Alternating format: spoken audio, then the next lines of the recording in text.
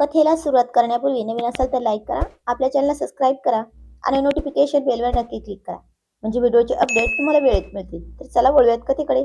सर्वांना नमस्कार. रॉयल शेतकरी भाग 211 मराठी कथा. कबालीचा समजूतदार आणि शांत दिसणारा प्रियांश आज भलताच रागावला होता. त्याने मगाशी ठरवले या नकचडी मिरचीला आज असा धडा शिकवायचा की पुन्हा कधी खोड काढायची पुन्हा खोड कधी काढायला विचारच करणार नाही. प्रियांशने तिथून गुपचूप पाय काढता घेतला आणि थेट वाड्याच्या मागच्या अंगणात, जिथे पाण्याचा मोठा पाईप आणि कारंजे होतं, तिथे गेला. तिथेच शिवांशी आणि रियांशी सोबत खेळणारी पौर्णिमा प्रियांशला शोधत मागच्या अंगणात आली. का तर अजून दाताची सळसळ गेलीच नसेल ना. वाड्यावर आल्यावर 2-3 वेळा प्रियांशला चावल्याशिवाय तिचं मन काही भरतच नव्हतं ना. तर तसा प्रियांश कारंजेच्या नळाजवळ उभा राहिला.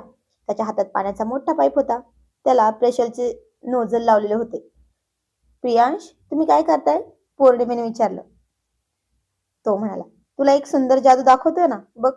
प्रियांशने हसून म्हटलं आणि एका सेकंदात त्याने पाण्याचा पाईप थेट पौर्णिमेच्या दिशेने फिरकावला आणि सर्र करून पाण्याचा मोठा जोरदार फवारा थेट पौर्णिमेच्या अंगावरच उडाला. आई गो मम्मी, पौर्णिमेची बोबडीच वळाली. तिची ती सुंदर फ्रॉक, डोक्यावरची छान रिबन आणि कपाळावरची टिकली क्षणात पार भिजून चिंब झाल्या होत्या. पाण्याच्या तुषारांनी तिला डोके ते पायापर्यंत पूर्ण भिजवून टाकलं होतं. प्रियांश, थांबा, पाणी बंद करा. पौर्णिमा पाण्याने थपथपलेली डोळे पुसत ओरडू लागली. पण प्रियांशने पाईप तिच्या भोवती गोल गोल फिरवत हसून म्हटलं, कशी वाटली माझी जादू? अजून चावणार का मला? अजून खोड्या काढणार का? शिवांशी आणि रियांशी हे दृश्य पाहून पोट धरून हसू लागल्या होत्या. वा प्रियांश दादा, छान धडा शिकवलास. पौर्णिमेचा सगळा नखरा पाण्यासोबतच वाहून गेला असं वाटलं होतं सगळ्यांना. तिने आपले ओले केस मागे सरकवले आणि रडका चेहरा करत म्हणे, नाही, आता नाही चावणार, तर याची शिक्षा देणार मी. पण असं म्हणत तिने 2 पावले पुढे टाकले. प्रियांशने लगेच पाणी बंद केले आणि रुबाबात पाईप बाजूला ठेवला आणि म्हणाला, चल बोल, काय शिक्षा करणार? आता तिचा खूप खूप उतरलेला चेहरा बघून प्रियांशला वाईट वाटले आणि तो गुडघ्यावर खाली बसला. मी शिक्षा केली म्हणून तुला राग आला ना? चल बोल, काय करशील तू मला? तसं पौर्णिमाने खाली झालेला चिखल हातात घेऊन त्याच्या जवळ आली. पण आता तिची हिंमत झाली नाही ती त्याला चिखल लावायची. तो तोंड तिच्या जवळ नेत म्हणाला, काय देतेस ना शिक्षा? चल दे लवकर, लाव लवकर. चिखल लावणार ना? तर त्याचा तो तिच्या समोर स्वतःला असं शिक्षा करून घेण्यासाठी वाकलेली मान पाहत म्हणाली, राहू देत, मला आता वाड्यात उचलून न्या. काय, नको तुम्हाला शिक्षा? तसंही मी भिजले आता. नक्की सर्दी होईल आणि मम्मी ओरडेल. तीच पुन्हा माझी माझी चूक आहे ना, म्हणून मला ओरडेल. राहू देत, तसंही तुम्ही भिजलेत तर तुम्हाला पण सर्दी होईल. तेवढ्यात तिथून जाणाऱ्या प्रियाने आणि आबासाहेबांनी हा सगळा प्रकार पाहिला. भिजलेली निष्पाप पौर्णिमा आणि हाताची घडी घालून उभा राहायला प्रियांश पाहून आबासाहेब मोठ्याने हसले. काय प्रियांश राजे, राजकुमारीला पार भिजवून टाकलेत की काय? प्रियांशने आपला नेहमीच्याच रुबाबदार शैलीत सिल्की केसांतून हात फिरवला आणि म्हणाला, आबासाहेब, रॉयल माणसांची शिस्त मोडल्यावर असाच धडा भेटतो ना. प्रियांशचा हा बाणेदार आणि खोडकर अवतार पाहून पूर्ण वाड्यात पुन्हा एकदा बाललीलांचा आणि हास्याचा कडकडाट झाला होता. इकडे वाड्यावर मुलांचा दंगा सुरू असताना तिकडे चैतन्याच्या घरात मात्र एक भलतीच गुपित आणि रोमहर्षक कथा घडत होती. रात्रीचे जवळपास 10 वाजले होते. चैतन्य कामाचा प्रचंड ताण घेऊन पार थकलेल्या अवस्थेत घरी परतला. त्याने दाराची बेल वाजवली तशी त्याच्या आईने दार उघडले. चैतन्याचा तो सुकलेला थकलेला चेहरा पाहून आईच्या जीवाला एकदम चर्र झालं. त्या काळजीने म्हणाल्या, काय झालं बेटा चैतू? चेहरा का पडला एवढा? काय दुखतंय का रे तुझं? चैतन्याने एक उसासा टाकून मान हलवली. नाही ग आई, काय नाही ग, कामाचा थोडा ताण होता बस. असं म्हणत तो थेट आपल्या रूम मध्ये निघून गेला. आई मागे किचन मधून आवाज देत म्हणाल्या, बेटा पटकन आवरून ये, तुझ्या आवडीचा बेत केलाय मी, गरम गरम ताट वाढते जेवायला. चैतन्य रूम मधूनच उत्तरला, आई, तू आणि बाबा जेवलात का? हो बेटा, आम्ही जेवलो. मग तुम्ही दोघे झोपायला जा, मी घेईन माझं माझं मीच. इकडे इकडे काय घडत होतं तर अस्मी वाड्यात गेलीच नव्हती. ती हॉलमध्येच पडद्यामागे अंधुकशा प्रकाशात लपून चैतन्याची अवस्था शांतपणे पाहत होती. चैतन्याला तिची उपस्थिती अजिबात जाणवली नाही. आईला ती म्हणाली होती सांगू नका. चैतन्य फ्रेश होण्यासाठी रूममध्ये शिरला, पण पुन्हा पटकन दारातून बाहेर तोंड काढत म्हणला, आई, तिचा फोन आला होता का वाड्यावर पोहोचल्यावर? आईला वाटलं की लहानग्या पौर्णिमेविषयी विचारतोय. त्यामुळे त्या हसत म्हणल्या, हो रे, आला होता फोन. खूप खूप खुश होती ती. आपली अजिबात आठवण सुद्धा काढली नाही तिने. चैतन्याचा चेहरा आणखीनच बारीक झाला. तो जड आवाजात म्हणला, ठीक आहे आई, तुम्ही झोपा. चैतन्याचा चेहरा आणखीनच बारीक झाला. तो जड आवाजात म्हणला, ठीक आहे आई, तुम्ही झोपा. पण मनातल्या मनात चैतन्याचा स्वतःशी संवाद सुरू झाला. हो, हो ना, खुश असणारच ना. माहेर आहे तिचं. राजकुमारी आहे ती तिथली. मग माझ्यासारख्या नवऱ्याची कशाला आठवण येईल तिला? मी कुठे जीव लावत होतो तिला? जातेवेळी मला साधं बोलली सुद्धा नाही. चैत्रने आज सकाळीच अस्मीसाठी खास ऑर्डर देऊन कळी मोगऱ्याचे सुंदर सु कळी मोगऱ्याचे सुंदर सुगंधाचे गजरे बनवून घेतले होते. तिच्या आवडीचे चॉकलेट्स आणले होते. तो मनातच पुटपुटला. तिने जायचं ठरवलं म्हणून नकार दिला असता तर त्या बिचाऱ्या म्हाताऱ्या गजरेवाल्याचा आजचा रोजगार बुडाला असता. म्हणूनच आणले. त्याने गजऱ्याचीही वर्तमानपत्र गुंडाळून ठेवली. गजऱ्याची पिशवी आणि चॉकलेट्स टेबलवरच ठेवले आणि तो बाथरूममध्ये फ्रेश व्हायला निघून गेला. तो आत जातात अस्मी गुपचूप रूममध्ये आली. तिने तो कळी मोगऱ्याचा गजरा अगदी प्रेमाने आपल्या लांबसडक केसात माळला आणि चॉकलेट्स घेऊन खाली आली आणि ती फ्रीजमध्ये ठेवून दिली. चॉकलेट्स घेऊन खाली आली आणि फ्रीजमध्ये ठेवून दिले. त्यानंतर तिने गॅस पेटवून गावरान मटणाची चमचमीत भाजी गरम करायला ठेवली आणि चैतन्यासाठी गरमागरम बाजरीची भाकरी थापायला घेतली.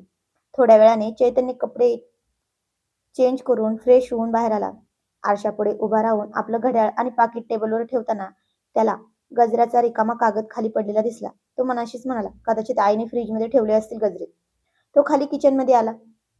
त्याने त्याचे सगळे लक्ष मोबाईलच्या स्क्रीनकडेच होते. किचनमध्ये पाऊल न टाकता न बघता तो म्हणला, आई, तुला म्हणालो होतो ना मी घेतो. तू कशाला जागी राहिलीस? जा झोप ना. तशी गॅस शेजारी बाजरीची भाकरी थापणारी व्यक्ती अगदी हळू आणि गोड आवाजात म्हणली, अहो, आई केव्हाच झोपल्यात. अस्मीचा तो ओळखीचा रेशमी आवाज कानावर पडताच चैतन्य क्षणात चकित झाला. त्याने दचकून वर पाहिलं. समोर डोक्यावरच्या केसांत मोगऱ्याचा दरवळणारा गजरा आणि पिठाने भरलेले हात. भाकरी घेऊन अस्मी उभी होती. अस्मी, तू गेली नाहीस? चैत्रीने आनंदाच्या भरात मोबाईल टेबलवर फेकला आणि थेट पुढे होऊन अस्मीला सहजच वर हवेतच उचलून घेतलं. तिच्या भोवती हात घट्ट आवळत तो तिला हवेत गोल गोल फिरवू लागला. मला किती आठवण येत होती तुझी, माहितीये का तुला? चैतन्य आनंदाच्या भरात तिला फिरवतच होता. अस्मीला चक्कर यायला लागली. तिने आपल्या पिठाचे माखलेले दोन्ही हात थेट चैतन्याचे गाल घट्ट पकडले आणि त्याच्या कपाळावर एक प्रेमाने चुंबन घेत हसून म्हणली, हो, माहिती आहे, माहिती आहे, म्हणूनच नाही गेले मी. पण आता जरा मला खाली सोडा ना, मला चक्कर येते हो. आणि आई बाबा आपला कालवा ऐकून बाहेर येतील, सोडा आधी. चैत्राने तिला हळूच खाली सोडलं, पण तिला मिठीतून सोडली नाही.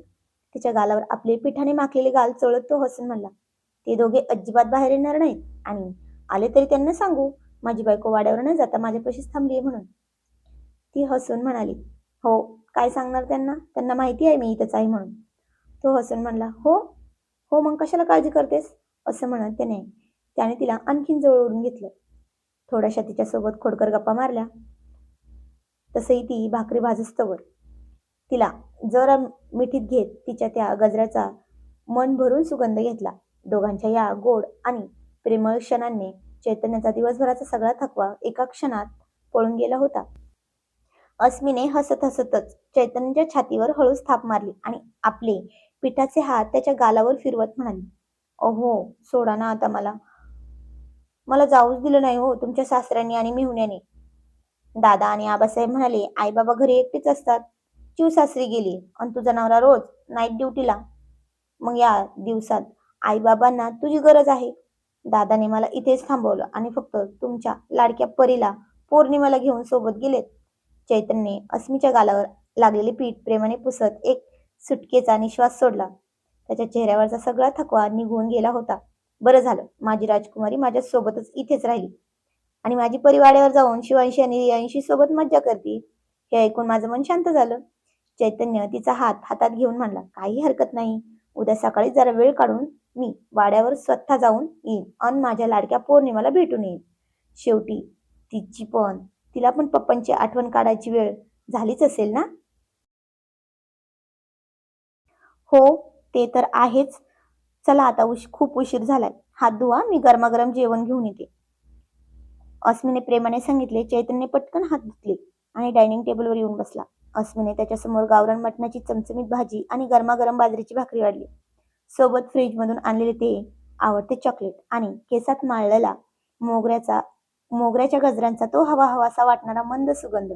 चैतन्यासाठी तो क्षण आता एखाद्या स्वर्गापेक्षा कमी नव्हता. वा अस्मी, आज दिवसभराचा सगळा ताण एका क्षणात पळून गेला.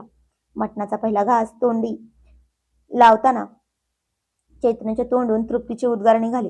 अस्मी त्याच्या शेजारी बसून मंद हसत त्याला जेवताना पाहत राहिली. चैतन्याने आवडीने 2 भाकऱ्या फत्ते केल्या.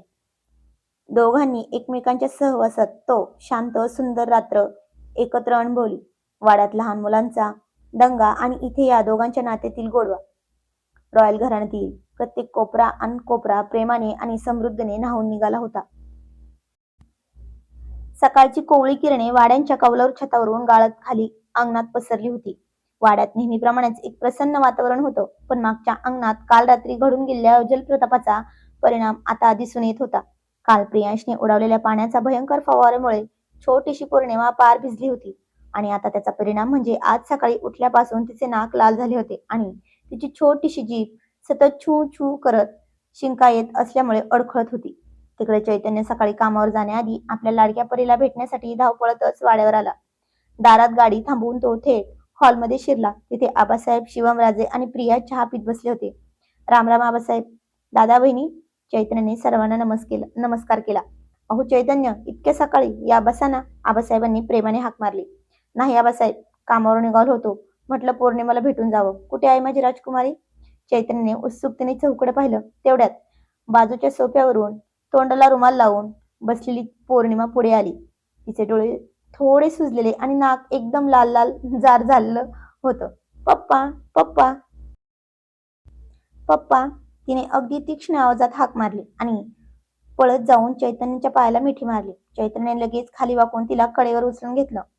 तिच्या कपाळावर हात ठेवताच त्याला जाणवले की तिचे शरीर थोडे कोमजले आहे आणि तिला चांगली सर्दी झाली आहे म्हणून.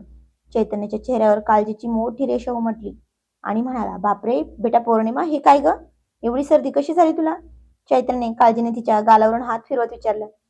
काही थंड खाल्लं की होतं की काय? काल की पाण्याशी खेळलीस? हॉलमध्ये बसलेले सगळेजण शिवमराजे, आबासाहेब, प्रिया आणि लांबूनच नजर ठेवून उभा असलेला प्रियांश आता पौर्णिमा काय उत्तर देते याकडे अत्यंत उत्सुकतेने पाहत होते. काल प्रियांशने तिला पाण्याचा पाईप लावून भिजवले होते. हे जर तिने चैतन्याला सांगितले असते तर वाड्यात मोठी पोलीसची चौकशी समिती बसली असती आज. प्रियांशने तर लपून आपली मान थोडी मागे घेतली. पण पौर्णिमा कसली हुशार होती. तिने आपल्या पप्पांकडे बघत अगदी निरागसपणे तोंड हलवले आणि नाक पुसत म्हणली, नाही पप्पा, मी थंड नाही खाल्लं आणि पाण्याशी पण नाही खेळले. ती काय आहे ना, आपल्या घरच्या पिण्याच्या पाण्यात आणि मामाच्या घरच्या पिण्याच्या पाण्यात थोडा बदल झाला, बस इतकंच. दुसरं काय असणार? तिचा हा अत्यंत हुशारीचा आणि बालसुलभपणा बनाव ऐकून हॉलमध्ये बसलेल्या शिवमराजांनी तोंडावर हात ठेवून हसू आवरलं. आबासाहेबांच्या तर मिशी खालूनच हसू फुटलं होतं. प्रियांशने सुटकेचा निश्वास सोडला. चैतन्याला तिची खूप दया आली. तो काळजीने म्हणला, अगं आई ग, पाण्याने एवढी सर्दी होते का? चल गाडीत बस. आधी आपण दवाखान्यात जाऊ आणि इंजेक्शन आणि मग छानशी औषधं घेऊन येऊ. दवाखाना आणि इंजेक्शन हे शब्द ऐकताच पौर्णिमाची बोबडी चळाली. तिच्या डोळ्यांसमोर दवाखान्याच्या पांढऱ्या भिंती आणि ते मोठे इंजेक्शन चालू लागले. तिला दवाखान्याची भलतीच भीती वाटायची. नाही नाही, नको नको पप्पा, प्लीज दवाखान्यात नको जाऊया, ती घाबरून पाय हलवत म्हणाली. आणि मग तिने पटकन सोफ्यावर बसलेल्या प्रिया आत्तूकडे बघत पळवाट काढली. हे बघा, माझ्या आत्तूकडे जादू आहे. आत्तू मला छान कडू कडू गरमागरम मस्त काढा बनवून देईन ना, ते घेते ना मी. पण पप्पा प्लीज मम्मीला सांगू नका हो, नाहीतर ती उगीच चिंता करीत बसेल आणि मला रागवेल. तिची ती तरफड, दवाखान्याला मारलेली हुलकावणी आणि आईची काळजी घेण्याचे ते लहानगी नाटक पाहून वाड्यातल्या सगळ्यांचा चेहऱ्यावरचा हसण्याचा कडकडाट झाला होता. आबासाहेब तर मोठ्याने हसत म्हणले, वाग माझी छकुली, काय हुशार आहेस माझी नात. चैतन्याच्या चेहऱ्यावर हसू आले. तो तिच्या नाकावर हलकीशी चिमटी काढून म्हणला, बरं बेटा, नाही सांगत तुझ्या मम्मीला. आता मी कामावर जातो.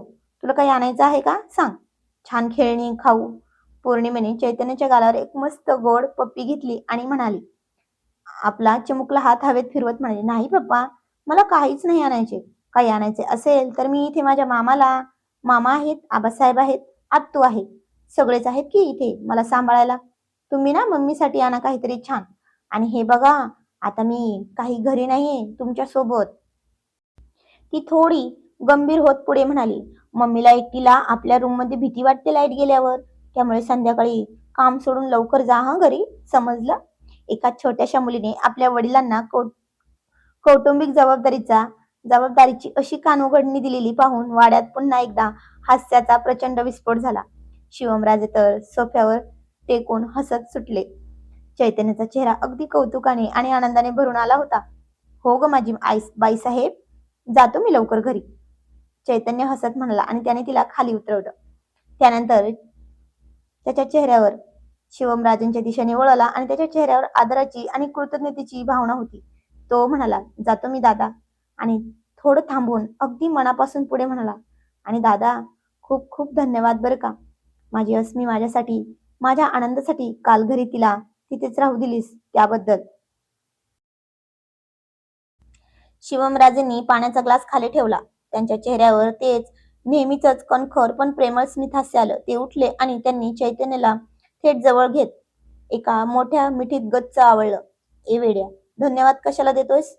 शिवमराजे त्याच्या पाठीवर थाप मारत प्रेमाने म्हणाले. तीच नको म्हणाली वाड्यावर यायला. मला माझी काळजी नको दादा, पण माझ्या नवऱ्याची आणि सासू सासऱ्यांची काळजी आहे, असं म्हणून ती स्वतःच थांबली तिथे. ती तुझी बायको नंतर आहे, आधी या वाड्याची लेक आहे. तिचा निर्णय आम्हाला मान्यच होता.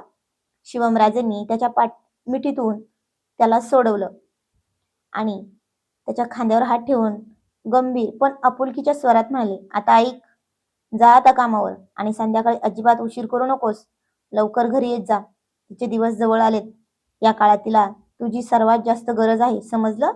चैतन्याच्या चेहऱ्यावर एक अत्यंत गोड आपुलकीची स्माईल आली. त्याने दादांच्या सांगण्यावरून मान झुकून सहमती दर्शवली.